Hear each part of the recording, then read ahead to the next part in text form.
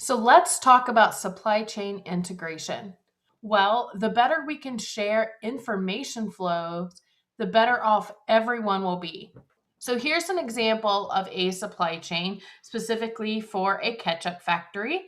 So the ketchup factory makes ketchup and they send it downstream to distributors, retailers, and eventually consumers.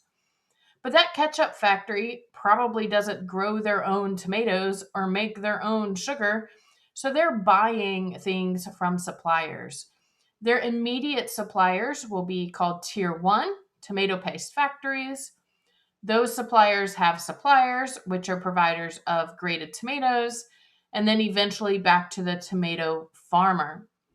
So as you go upstream in the supply chain, you have different companies involved. These are all different companies. They all have their own information about how their own operations are going.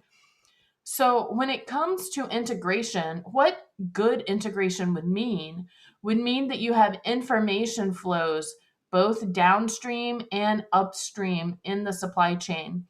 And what would be even better would be to integrate your information systems such that the information flow is in real time. Meaning, I don't want to have to call someone at the tomato paste factory to see how it's going. I want to just be able to find out in real time through my integrated information systems. So, the better we can be at integrating and providing real time flows, the better we'll be able to make decisions based off of that information.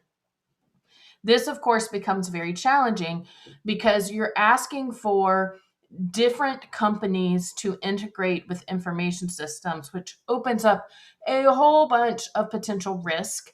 So if we're lucky, we can get integration done with an immediate tier one supplier, but being able to integrate across multiple tiers of the supply chain is actually really difficult. Even though, from a technology perspective, we could certainly do it, it's getting the layers of management to agree to the integration that's challenging. The other thing we want to keep in mind is we want information to flow both directions. We want information both on how the supply is going, but we also want to know how demand is going, the consumer side. So, integration with the retailer for real time data would also be very helpful in both planning and reacting to changes in the market conditions.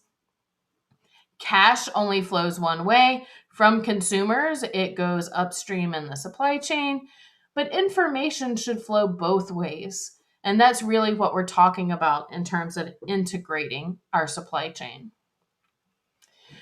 One thing we are trying to prevent or dampen with supply chain integration is what's known as the bullwhip effect. And the bullwhip effect basically says if I have small variations in the consumer demand, those variations get amplified as ordering patterns go through distributors and retailers, then to manufacturers, the swings get wider and wider. To the various tiers of supply, you can get drastically wide swings. This is when you see things like companies that are running overtime schedules and then they're doing layoffs not that far down the road. That's this bullwhip swings that create massive variability. This is bad for everyone. This impacts the supply chain negatively from a planning perspective, but it also makes everything more expensive because of these swings and variability. So if you can dampen this bullwhip effect to make it not so bad, um, that would be better. It would be cheaper. It'd be more predictable. Everyone would win. But this would require full integration and real time data sharing for this to even be a possibility. Now, based on technology, we could certainly integrate easier now than ever in the past. We can use cloud computing, of course, so remote servers to share data. We have blockchain capability that now lets us keep a digital ledger, lets us track things in real time, lets us be able to log in, where multiple people at multiple companies could log in and see the status of something on the blockchain. And really, as long as you're in a supply chain with digital connectivity, which, I mean, most of them these days, that's a base level requirement. But you could be anywhere in the globe and have a cloud-based platform for data sharing in real time. And if integrated well, it means every party along the supply chain has the real-time data and can adjust to any changes in real time instead of having delays with communication protocols.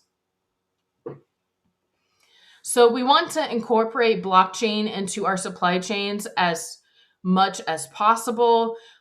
This allows for things to be decentralized, more transparent. We can use more Internet of Things, IoT devices, and it keeps things more traceable and honest to all parties. So I think we are already incorporating blockchains between parties, but the more we can integrate it along the entire supply chain among all the parties involved, the better off we'll be with both data collection and information sharing.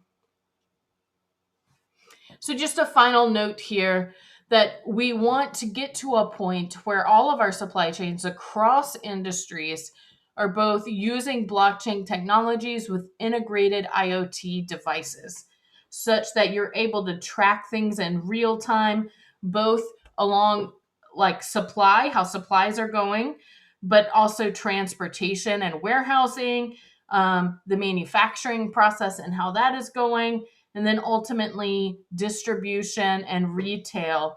And the more real time data all these parties could track and have information on, obviously, the better decision making you're going to be able to have.